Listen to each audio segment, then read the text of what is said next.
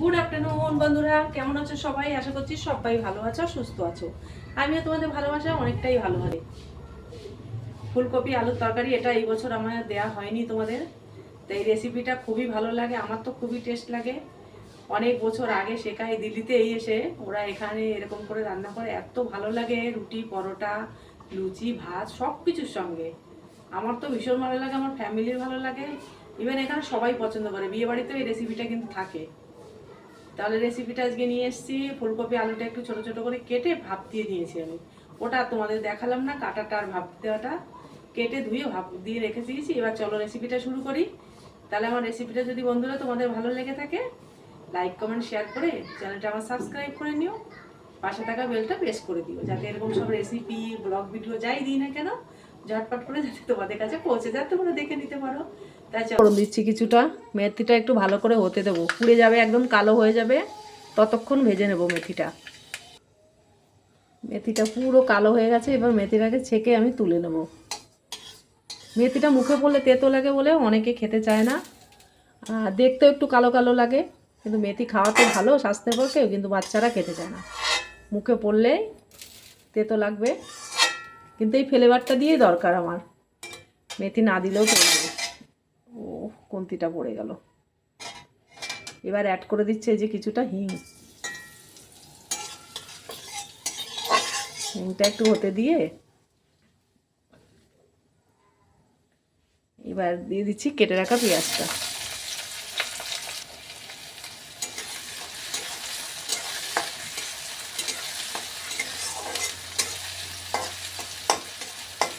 পেঁয়াজটাকে একটু লাল করে ভেজে নেব, বেশি লাল করার দরকার নেই, হালকা লাল হলেই হবে, আর বেশি ভাজার দরকার নেই। এবার অ্যাড করে দিচ্ছি টমেটোটা, এই টমেটো বলছি, সরি, ফুলকপিটা। মাথাটা গেছে বন্ধুরা আমার, চিন্তা ভাবনায় মাথাটা গেছে, কি করব কিছুই ভেবে পাই না, এটা রান্না করো ওটা রান্না করো।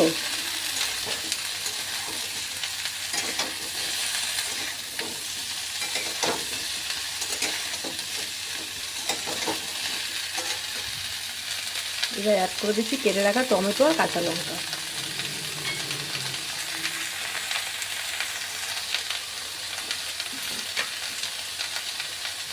এবার অ্যাড করে দিচ্ছি কিছুটা রসুন বাটা,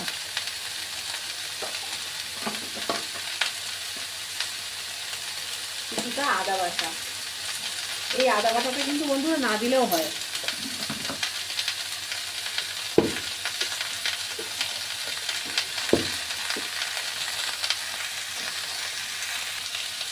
দিয়ে দিচ্ছি ঝালের জন্য কিছুটা লঙ্কার গুঁড়ো,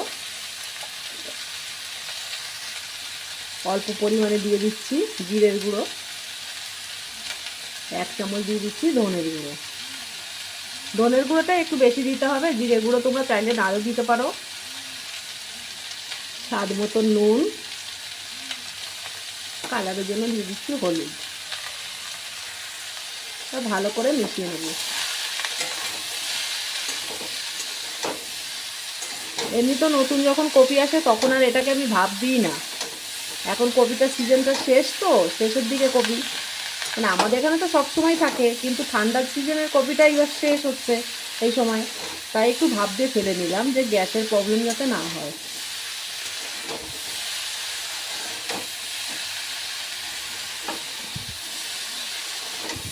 কালারটা কিন্তু খুবই সুন্দর হয়, যেমনি কালারটা তেমনি খেতে। এবার আমি এরকম নেড়ে নিয়েছি, সামান্য নেড়ে ঢেকে দেবো কিছুক্ষণের জন্য। 5 মিনিট পরে ফিরে এলাম। একদম কিন্তু গ্যাসটা কম করে, দেখো কতটা কপি থেকে জল বেরিয়েছে।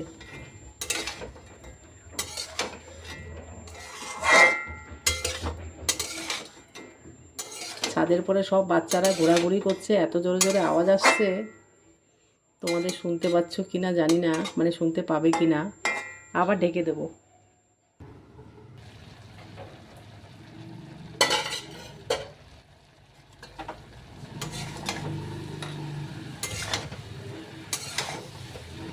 ঢেকে ঢেকে রান্না করে নিচ্ছি আমি। লাইটটা বন্ধ ছিল। এত সুন্দর কালার হয়, কিন্তু জানি না কেন দেখা যায় না।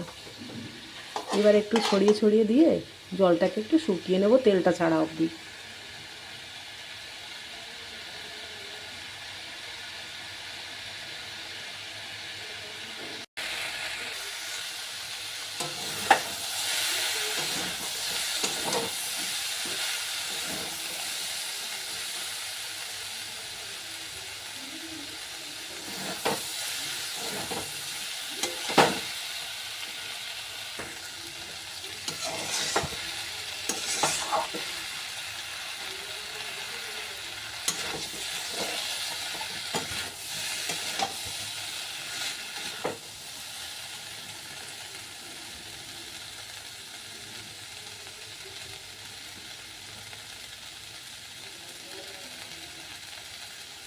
কপিটা তেলও ছেড়ে দিয়েছে, আর দেখো খুন্তিতে তেলটা দেখা যাচ্ছে।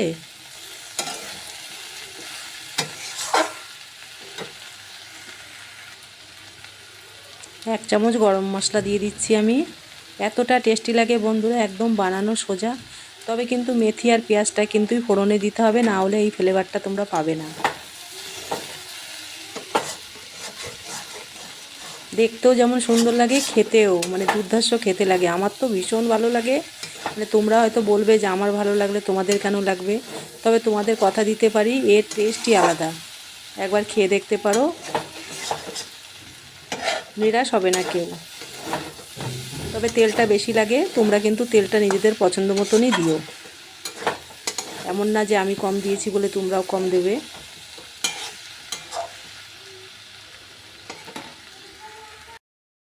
দেখো নামিয়ে নিয়েছি বন্ধুরা, কি সুন্দর কালার হয়েছে। তাহলে রেসিপিটা তোমাদের যদি ভালো লেগে থাকে, মানে তোমাদের তো ভালো লাগবেই, তাহলে লাইক কমেন্ট শেয়ার করে আমার চ্যানেলটি সাবস্ক্রাইব করে নিও। আর পাশে থাকা বেলটা প্রেস করে অলে করে দিও। আর তোমরা সবাই ভালো থাকো, আর এরকম করে খেয়ে আমাকে ফিডব্যাকে জানিও তোমাদের সবার কেমন লাগলো। কালারটা খুব সুন্দর হয়, খেতেও দারুণ, একদম ফাটাফাটি বলতে হবে। তাহলে ভালো থেকো, হ্যাঁ।